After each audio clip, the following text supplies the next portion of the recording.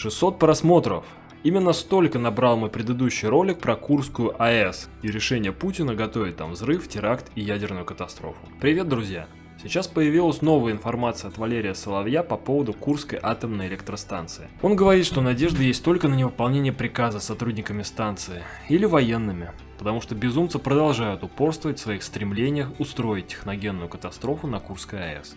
Еще вышло видео у Марии Ланг про то, что радиация уже просачивается на Курской АЭС, что трагедия уже набирает обороты, что некоторое оборудование и защитные конструкции сломаны и их умышленно не чинят, провоцируя катастрофу. Я считаю, что нельзя бездействовать. Ни в коем случае нельзя бездействовать сейчас. Мы несем ответственность за планету, за свою страну и безопасность людей в сопредельных странах. Как говорил Зигмунд Фрейд, большинство людей в действительности не хотят свободы, потому что она предполагает ответственность, а ответственность большинство людей страшит.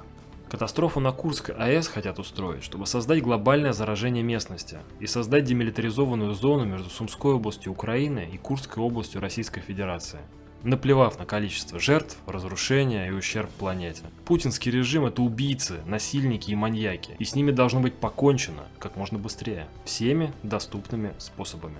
Никаких компромиссов с ними быть не должно. Поэтому я снова призываю вас всеми силами способствовать распространению информации о Курской атомной электростанции. Это крайне важно сейчас и для России, и для Украины, и для всей планеты. И у нас есть только один шанс этому помешать. Дополнительно сегодня выступил президент Зеленский с данными разведки о том, что путинские войска готовят взрыв еще и на Запорожской атомной станции. То есть они хотят устроить ядерные теракты вообще по всей Европе. Я хочу подчеркнуть, что мы все сейчас несем ответственность за то, что будет дальше. С народом, с планетой, с войной, с экологией. Не думайте, что люди смогут спрятаться или избежать последствий от ядерной катастрофы. Потому что не смогут. После трагедии на Чернобыльской атомной станции радиоактивные дожди прошли даже в Европе. Вы знаете, например, что радиация, попавшая в атмосферу после Чернобыльской аварии, уже через несколько часов достигла берегов Швеции и Финляндии, а к утру следующего дня накрыла всю Северную Италию. Если хотя бы 100-200 человек в России сняли бы аналогичные видео на эту тему, мы бы вышли уже на уровень известных политических блогеров по уровню охвата и привлекли бы внимание российского YouTube. Это к вопросу о том, что на YouTube сложно добиться успеха. Одному – да, а коллективно можно решать многие задачи. Во всяком случае, задачи предотвращения трагедий. Люди эволюционировали на протяжении эпох, объединяясь. Решали задачи вместе и сообща, и именно так победили хищников и врагов. Они возлагали надежды на отдельных лидеров, даже если это были яркие выдающиеся личности. Командная работа и чувство локтя – вот что важно для достижения успеха. 60 тысяч просмотров – это уже серьезно.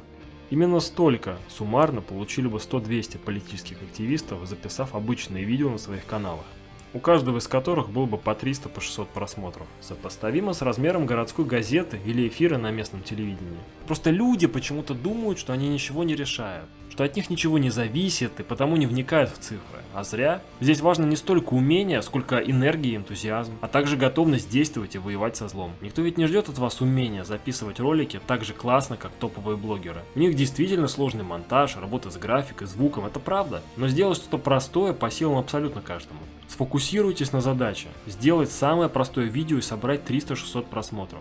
Достаточно просто залить его на платформу и прописать теги. И все. Дальше YouTube все сделает сам.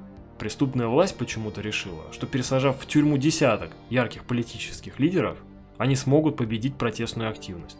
Не смогут. Просто нужно поверить в свои силы, хотя бы минимально, а не испытывать дезмораль и упаднические настроения. Видите? Это работает. Мой канал тому живой пример. Вы ведь сейчас это слушаете, вот и вас будут слушать. И так люди и победят это зло, захватившее Россию и напавшую на Украину. Путинисты решили, что могут скрутить просмотры у некоторых политических блогеров, таких как генерал СВР, Валерий Соловей, Навальный, Марк Фейгин, Камикадзе Ди. Но у всех они не скрутят, всех не забанят и всех не пересажают.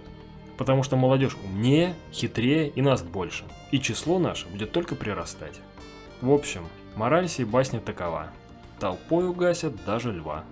А путинский режим – это даже не лев. Это кучка трусливых шакалов, взявшие в заложники всю страну. Подписывайтесь на канал, ставьте лайки, вместе победим.